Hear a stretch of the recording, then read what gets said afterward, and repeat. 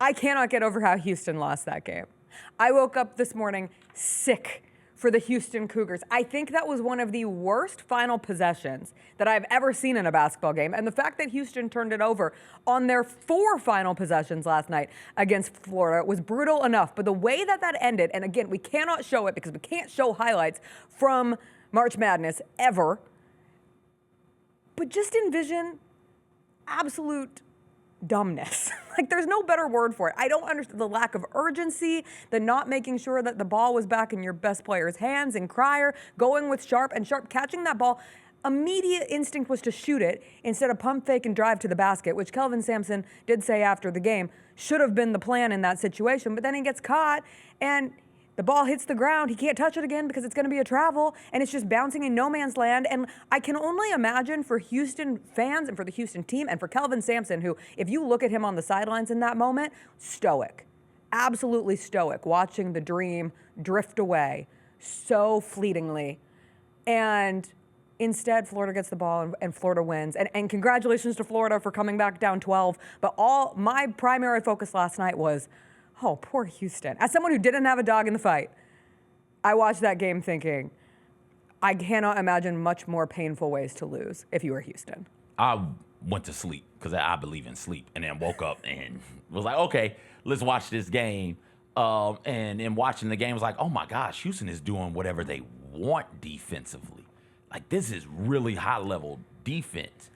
And then I got curious. It's like, okay, I wonder how this game ends. And hopped online and immediately found out, oh, Florida ends up winning this? How? How in the hell does that happen? That was the style of play that Houston wanted to play. It was not up and down. Houston was 33-0 on the season when holding the opponent to under 70 points. Make that 33-1 now.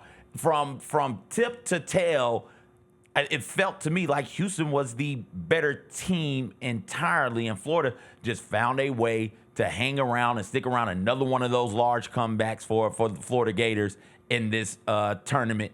Like, tip of the cap to them. I left that game, and through large portions of that game, I thought to myself, yo, if I'm a coach, be it the second grade, third grade, fourth grade, fifth grade, middle school, high school, NAIA, D3, D2, D1, if I am a basketball coach, I'm putting that game on. We're going to have a practice where all we do is sit down and watch this basketball game, because that's the physicality I want you to play with. That's the urgency on the defensive side of the ball I want you to play with. That's the intensity I want you to play with. That's the fortitude when things aren't going your way. Things are snowballing for Florida. They're down 12. They can't get anything. Their best player is over from the field. They're getting pushed around, they're getting bullied. That's how you meet the moment. That's how you meet the physicality if you're the Florida Gators. That's what you do there. And that's what I want my teams to do. And then with Clayton Jr. playing poorly, let me say this.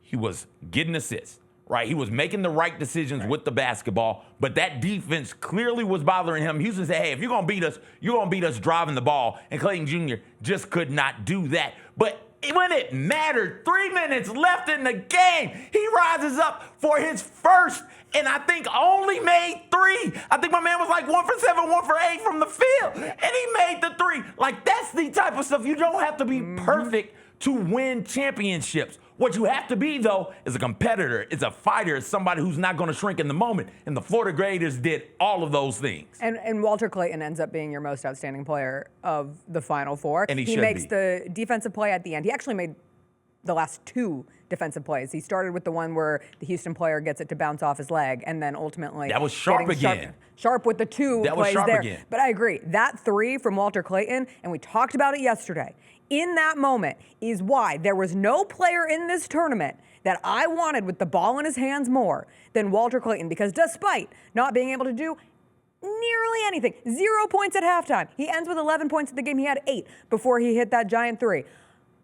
He's just all vibes, man. That is the Walter Clayton experience. I have enjoyed watching him flourish in this tournament. And from Florida's perspective, like, they took Houston's defense, they took that calling card and flipped it into their own advantage. And for a Florida team that relied so heavily on its offense to get them to the national championship game, and then to be able to say, well, defense wins championships, we're going to flip the script, we can match that physicality. I will say the difference of how the officials called the first half of that game and the second half of that game did not favor Houston at all. truly, it was two differently called games. They let them do everything in the first half. And I remember saying out loud, oh, this level of officiating, this style of officiating bodes well for Houston because Houston can be as physical as they want. Only 4 total fouls called in the first half of that game. And I don't know how many we ended with by the end of the night, but at some point they had 17 in the second half, which is a ridiculous difference. Neither is correct. Like, you shouldn't have 4 fouls called in a half. You shouldn't have 17 fouls called in a half. There should be something in between. But they went from letting them play full physical fight night style to being like, oh, this is a tea party. Nobody can touch anyone. Yeah, because Florida was shrinking. Florida was You still can't call it differently. Yes, Florida made them call it differently. Florida, when you are the more athletic team and you are the more physical team, you're able to do things that the other team can't do because you can do that without fouling. Florida in the second half made a concerted effort. Okay, if Houston's going to play us this way, we're going to start playing back that way. And to keep control of the game, the refs started calling fouls. I would argue that Florida played that way in the first half of the game. Florida had 7 turnovers from what dudes just being scared. Both teams they were early on. It was a messy start to the game too. It was a messy Houston start. Was in control. Houston was missing shots. Florida was turning the ball over because every time they looked up, there was a Houston defender that they didn't realize was there, and they got scared and they got startled. And I forget the big man's name, Condon. Big white boy for Florida was scared. I don't want to say scared. He was startled every single time he touched the ball because somebody was running by him.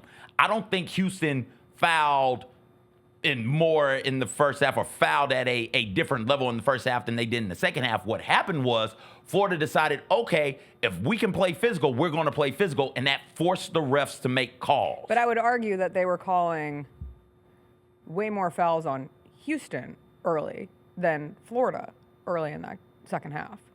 I'd have to go back and look at it at this point.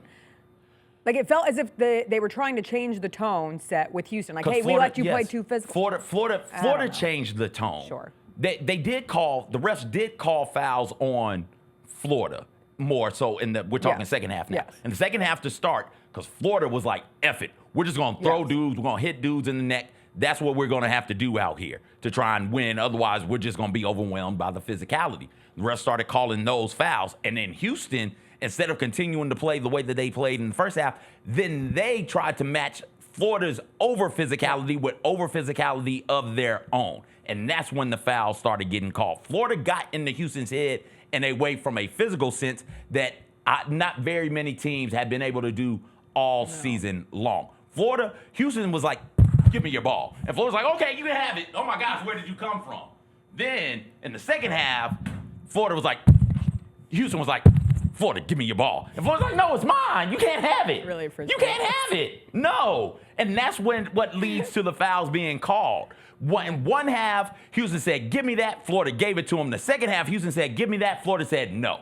And they're athletic enough, strong enough. They were mentally tough enough with their basketball to then, when they said no, Houston did end up fouling them. Like, that was the case. I forgot. So, first half, Houston said, give me your ball. Florida said, okay, you can have it. Second half, Florida said, catch this, elbow to the face. And the rest were like, whoa, we can't have that stuff happening. And then Houston was like, okay, Florida, give me your ball. And Florida's like, no, it's mine. It was one of those games that was so ugly it was fun. That's all right. It's okay. I'll call a foul on it at this point. The Jessica Benson Show with CJ Hart, live every weekday at 8 a.m.